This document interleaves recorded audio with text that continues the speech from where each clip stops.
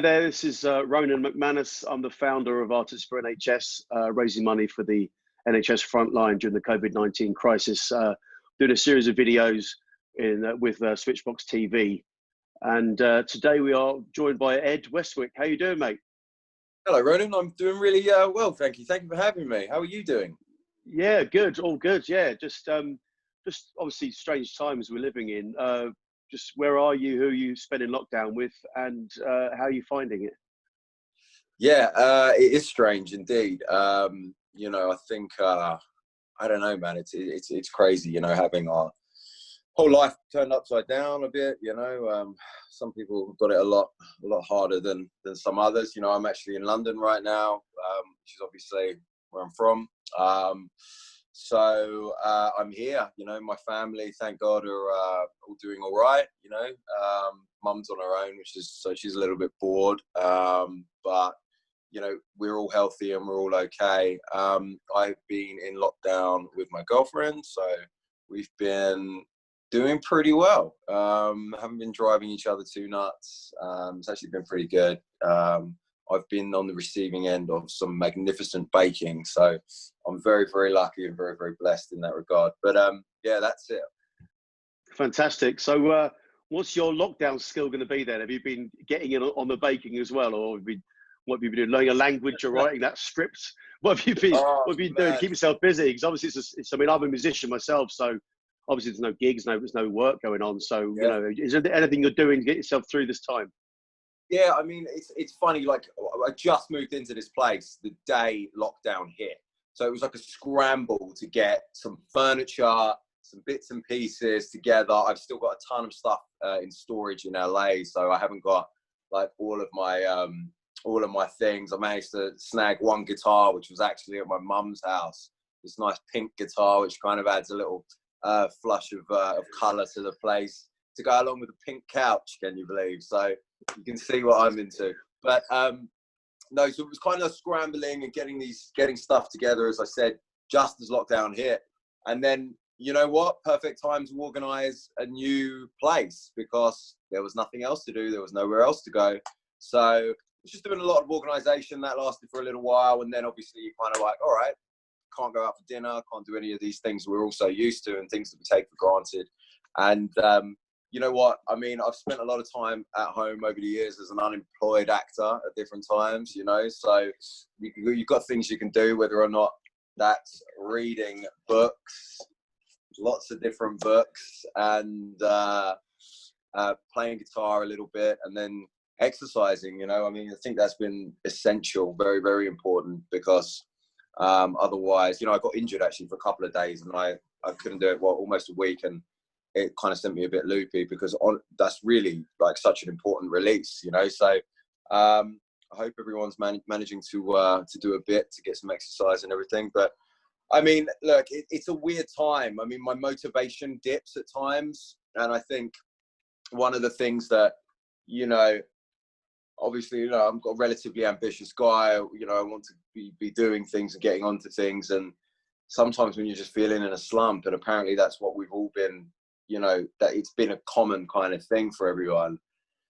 You know, you just got to give yourself a break, man, you know. So I'm just trying to be a bit kinder to myself in that regard, I guess, and just trying to take the pressure off this situation, because nobody wants to feel like we're wasting time, you know. And right now there are moments when it can feel like that.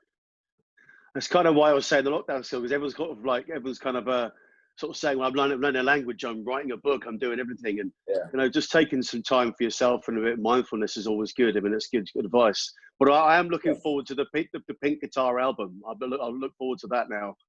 Yeah, definitely. My buddy was trying to get me to go on to you know, a similar thing like this and do a bit of playing live. And I was like, all right, just let me practice a little bit more. But well, no, you know, Artists4NHS, we do have musical performances. That's kind of how it all started. So if you do feel like you've got a song in you, then we would be more than happy to have you. We'll have to look at that. Yeah, that could be fun, definitely. So, you know, I've been able to do stuff for fun and then feel like I've had some kind of work things to do.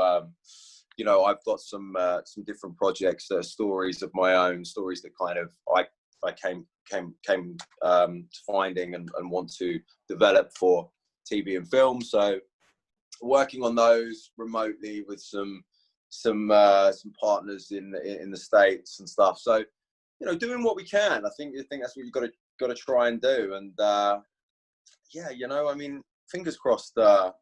Fingers crossed there's some changes soon, but we've got to do it when the time is right. Absolutely. I mean, I was going to ask you about the how it's affected your work, because you just released Behind Enemy Lines, which was released at the end of April. Is that right? I mean, how's that differed from other movie things? Obviously, there's no premiere or things like that. How's it been? What's the strategy been like, and what's the feel been like around that?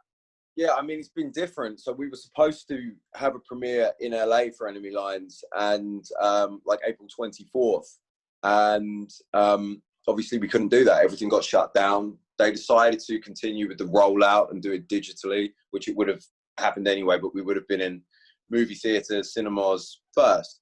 So then it all kind of, you know, we just went for the push, trying to let people know that the film was out digitally.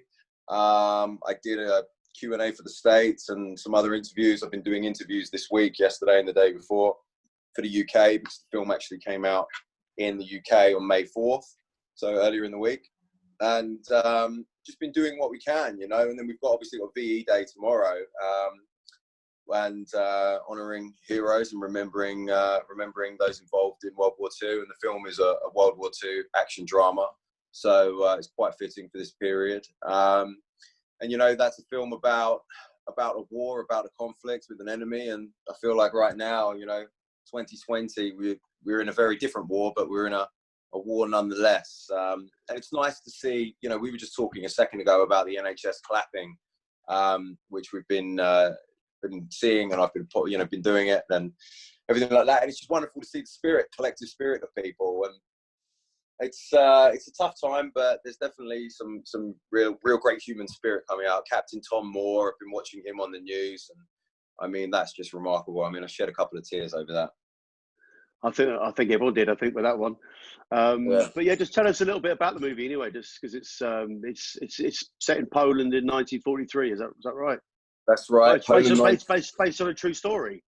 Based on a true story. So Poland, 1943, an elite group of commandos led by my character, Major Kaminsky, who's American, and another few members who are British commandos, embark on a covert mission into Poland to extract a scientist who is a high target for all parties involved in the war, because he is working on a very, very top secret project. And you know, at first they don't know what they're, you know, really what the essence is of the guy, but they get into it. But yeah, so it's just a very intense, exhilarating action film going after this guy, you know.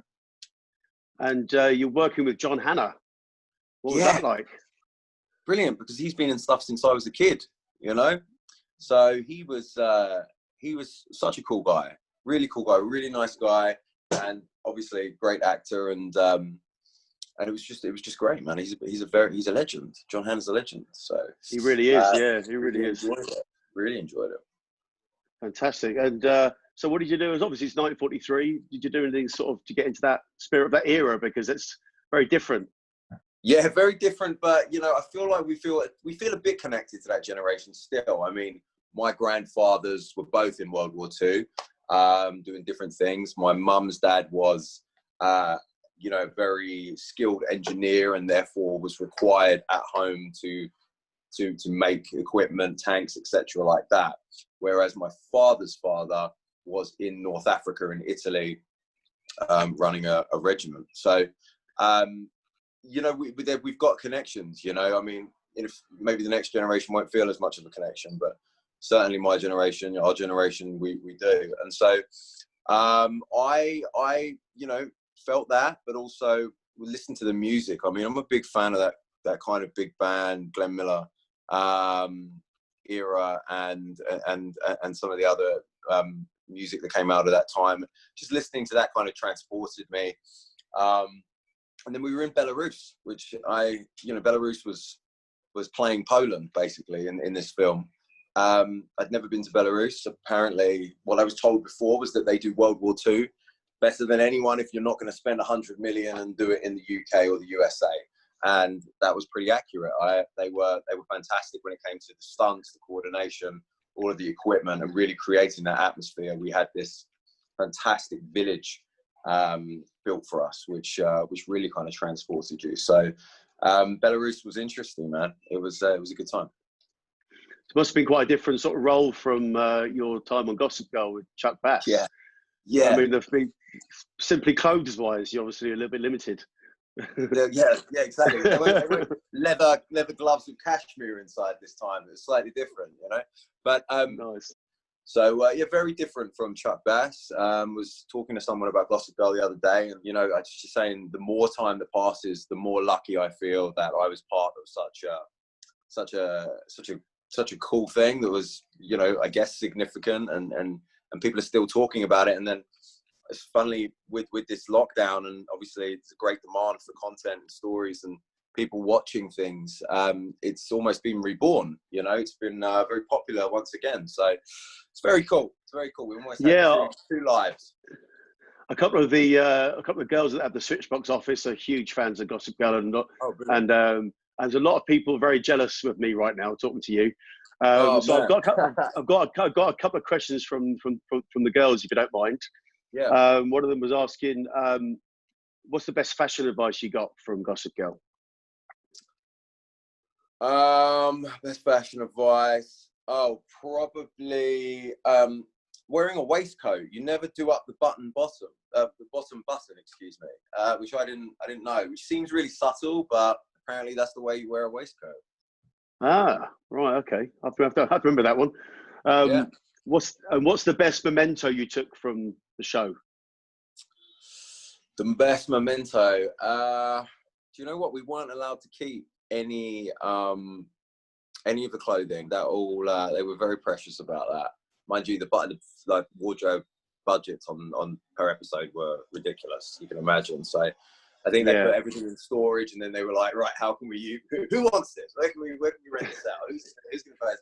So, you know, but we you know, I think do you know what? It sounds crazy. I don't think I got anything significant. Wasn't really. We weren't allowed to take anything. So now I really feel hard. I feel hard done by right now. I'm like, I'm actually getting emotional. Why did I have it? Yeah. I feel like you're going to take a trip back there now and just search something out. You know, maybe a covert mission behind enemy lines. Covert mission into Silver Cup Studios, Queens in 2020. To steal a waistcoat. Steal a waistcoat. One man on a mission. Steal the waistcoat. Exactly. And apparently there's a reboot happening. This is and there's a lot of rumours and interest in a Chuck Bass cameo. And if that happened, we're not going to ask you to reveal anything or to speculate on that. Just if that happened, where would you like to see the character go, and what would you like to see him do?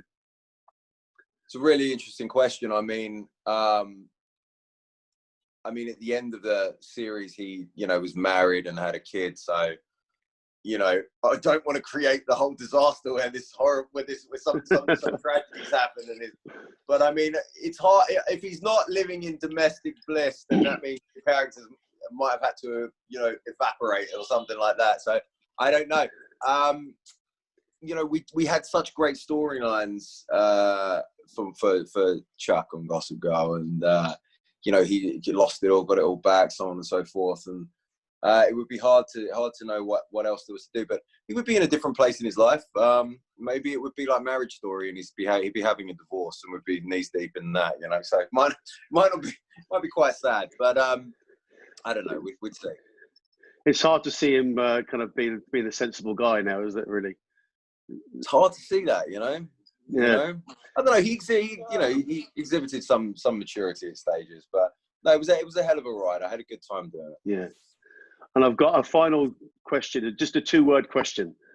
Why Dan? I know. Weird. I don't know. I think it was a surprise. I remember if you see all there's some bloopers on that final bit.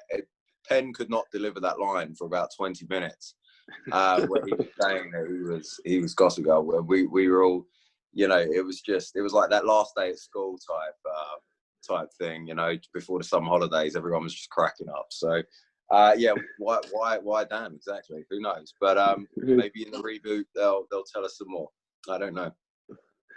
Well, let's talk about a bit of football now, because I think you're a big football fan. You're from Stevenage, is that right? Or you grew up in Stevenage? Grew up in Stevenage, yeah. I live in Watford, so we're both Hertfordshire, the lads here. So, but you're not a Stevenage Borough fan, are you? You're a Chelsea fan. No. I'm a Chelsea fan, but you know, I used to go to Borough a little bit. I remember the first Borough game I went to, I queued up outside with my dad for like 2 hours to get tickets to the Newcastle United FA Cup game, where Shearer was just come back from injury, and he scored straight away, and then Grazioli scored, who had been bought for a packet of crisps and a Mars bar, and he banged one in as well. I don't even think it was a banging in. I think it was like in off the bum, you know, or something like that. But it doesn't matter. So yeah, you know, did Borough a couple of times, but no, went for the glory eventually. Clearly. What's your favourite Chelsea memory then? Favorite Chelsea memory. Let me see. It's a weird one, man. I almost want to say that it's not even. No, I've got some different ones.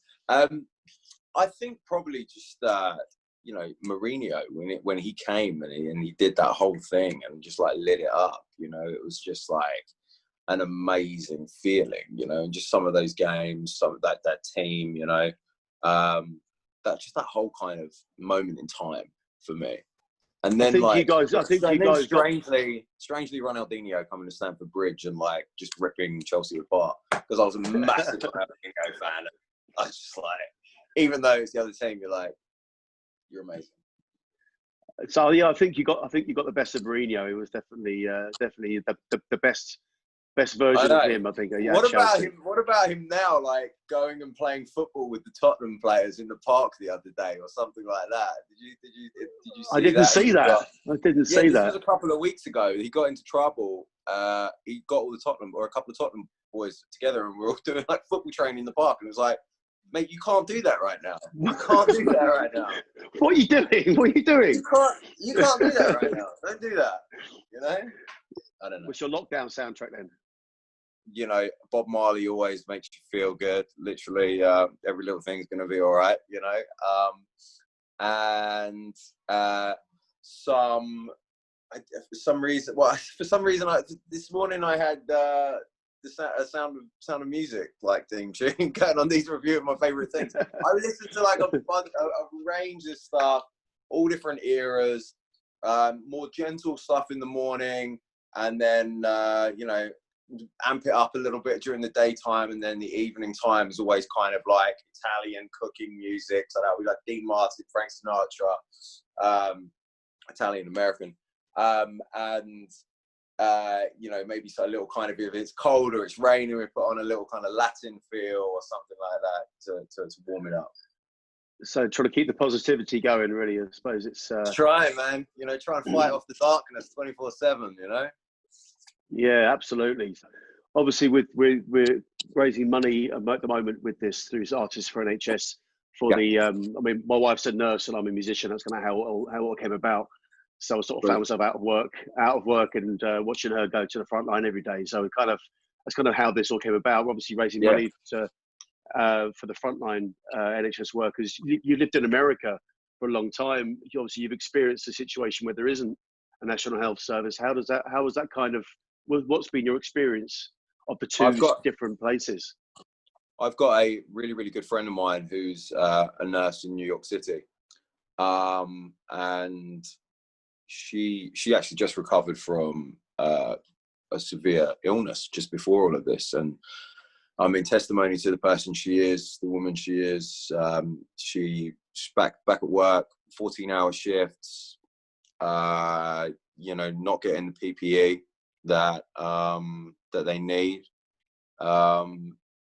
and really going through it, but you know, doing what she loves and doing something that, I mean, these are heroes. You know, I saw on the TV that the Banksy painting, which Banksy dropped off yesterday to Southampton Hospital, and the kid flying the new superhero. I mean, they've always been heroes, but you know, it's more, you know, we're conscious of it even more so now. And she is, you know, my friend in New York, along with her colleagues, along with your wife, is, you know, everyone involved in helping us and saving us. It definitely is, you know.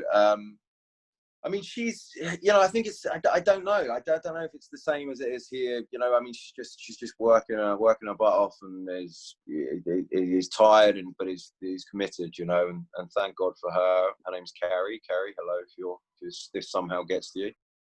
And that's it, you know. I mean, fingers crossed, they all deserve a big bonus and a big holiday. Absolutely. I'd like to thank you for giving your time up for this. It's been really fantastic to chat to you. I'd just like to finish off with if you would just to say a message, you know, directly to the frontline staff. It doesn't have to be just the NHS ones, because it's worldwide. This, you know, so just feel free, whatever you'd like to say. So, to all the frontline workers, I am not Banksy, so I can't paint you a very cute, amazing, soon-to-be expensive painting. But what I can say is a big, big thank you from the bottom of my heart, and on behalf of everyone who can't sit here and say that. You guys rock, you superstars, you rock stars, you heroes. Thank you so much. And somewhere there's a beach and pina colada waiting for all of you. Thank you so much.